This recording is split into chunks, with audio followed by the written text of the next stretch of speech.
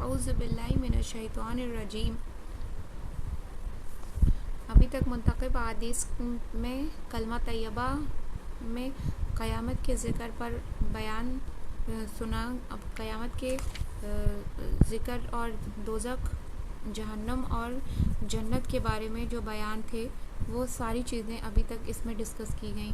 अब इसके बाद नए टॉपिक पर चलते हैं और वो नया टॉपिक है तामील अवामिर में कामयाबी का यकीन, यानी अल्लाह ताला की ज़ात आली से बराह रास्त इस्तिफ़ादा के लिए अल्लाह ताला के अवामिर को हज़रत मोहम्मद सल्लल्लाहु अलैहि वसल्लम के तरीक़े पर पूरा करने और दुनिया व आखिरत की तमाम कामयाबियों का यकीन करना, यानी इस हदीस शरीफ में जो बताया गया है। आइए आज की हदीस जानते हैं।